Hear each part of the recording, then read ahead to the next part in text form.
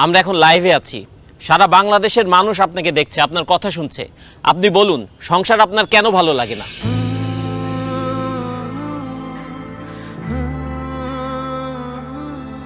আমি যখন অনেক ছোট স্কুলে পড়ি তখন আমার মা বাবা, স্কুলের শিক্ষক সবাই আমাকে বলেছেন সুন্দরভাবে পড়াশোনা করো, পরীক্ষায় ভালো রেজাল্ট করো, তাহলে জীবনে সুখ আসবে। আমিও সেই সুখের আশায় দিন রাত পড়াশোনা করতে শুরু করলাম। পরীক্ষা দিলাম, ভালো রেজাল্ট করলাম, পড়াশোনা শেষ করলাম, কিন্তু সুখ পেলাম না। বরং চাকরি নামের একটা দুশ্চিন্তা আমার জীবনে চলে আসলো। সবাই বলতে শুরু করলো, যদি ভালো চাকরি পাও তাহলে জীবনে সুখ পাবা। তাই চাকরির জন্য বিভিন্ন জায়গায় পাগলের মতো ঘুরতে থাকলাম, ইন্টারভিউ দিতে থাকলাম। অবশেষে আমার চাকরিটা হলো ঠিকই, কিন্তু আমার জীবনে সুখ আসলো না। অফিসে কাজের প্রেশার, বসের প্রেশার, প্রমোশনের প্রেশার, আমার জীবন থেকে সুখ আরো বেশি হারিয়ে গেল। এরপরে ভাবলাম, জীবনে যদি একটা বউ আসে তাহলে হয়তো জীবনে সুখ আসবে। বউ আমার পাশে বসে থাকবে, মিষ্টি মিষ্টি কথা বলবে, রান্না করে খাওয়াবে, আদর করে রাতে ঘুম পাড়িয়ে দিবে। তারপর একটা বিয়ে করলাম, কিন্তু তারপর আমার জীবনের সুখ আসেনি। অফিসের প্রেশারের সাথে আমার জীবনে আরেকটা প্রেশার যোগ হইল, সেটার নাম হচ্ছে বউয়ের প্রেশার। কাজের জন্য অফিসে বেশি সময় দিলে বউকে সময় দিতে পারি না, বউকে বেশি সময় দিলে অফিসে সময় দিতে পারি না, বউকে বেশি সময় দিলে অফিসে বসের ঝাড়ি খেতে হয়, অফিসে বেশি সময় দিলে বউর গোমরা মুখ দেখতে হয়। তারপর আজকে এটা লাগবে, কালকে সেটা লাগবে, পরশু ওইটা লাগবে। যখন যা চায় সেটা এনে দিলে সংসারে শান্তি, না এনে দিলে অশান্তি।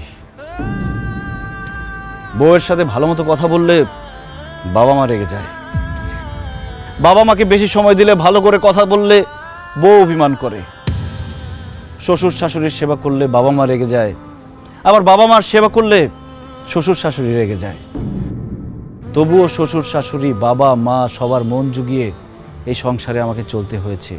ঈদ আসলে সবাইকে নতুন জামা কাপড় কিনে দিতে হয়েছে, কিন্তু ঈদের মধ্যে আমি কোনো নতুন জামা কাপড় কিনতে পেলাম কিনা সেটা কেউ কখনো জানতে চায়নি।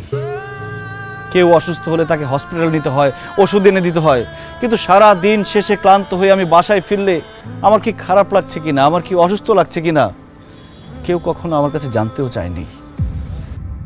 আর এইসব শুধু আমার সাথে না, বাংলাদেশের হাজার হাজার লাখো পুরুষের সাথে প্রতিনিয়ত হচ্ছে এরকম। এত কিছু করার পরও একজন পুরুষ মানুষ, একজন স্বামী কাউকেই খুশি করতে পারে না। সবার শুধু সেই পুরুষ মানুষটার উপরে কমপ্লেইন আর কমপ্লেইন। তাই সংসার থেকে আমার মন উঠে গেছে। আপন মানুষদেরকে আমার পর মনে হচ্ছে, বাড়িটাকে আমার জেলখানা মনে হচ্ছে।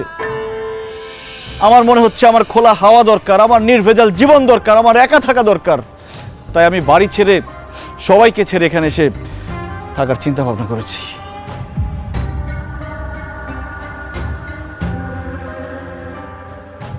মিজান ভাই, এই ঘটনাগুলো আমার সঙ্গেও প্রতিনিয়ত ঘটে। আমারও মনে হয় আমি সব কিছু ছেড়ে ছেড়ে চলে যাই। আপনি তো একদম আমার মনের কথা বলেছেন। মিজান ভাই, আমিও সারাটা জীবন অনেক কষ্ট করছি, কিন্তু কাউরে কখনো সুখী করতে পারি নাই। মাঝে মাঝে মনটা চায় যে সংসার জীবনটা ছাইরা চলে যায়, কিন্তু বাবা মা, বউ বাচ্চা এগো মায়া ছাড়তে পারি না। বাবারে, তুই যা বলছিস তাই দেশের সব পুরুষের সাথেই হয়। পুরুষ কোনোদিন কারো আপন হইতে পারে না। পুরুষ মানুষ শুধু দিয়েই যায়, কারো কাছে সুখ পায় না। তারপরেও পুরুষ সংসার ছেড়ে যেতে পারে না। তার দায়িত্ব হচ্ছে সংসারটাকে আগলে রাখা, সংসারের সব মানুষগুলিকে ভালো রাখা। এই অবস্থাটা হইতো না রে বাবা, যদি আমরা পুরুষরা নারীরে নারী না বলতাম, মানুষ বলতাম, মানুষ ভাবতাম। আর নারীরাও যদি পুরুষ না বইলা মানুষ ভাবতো, দুইজন দুইজনরে মানুষ ভাবলে এই সমস্যাগুলি আর হইতো না রে বাবা। জামাই বাবাজি, তুমি যে কথাগুলো বলছো একদম ঠিক বলছো।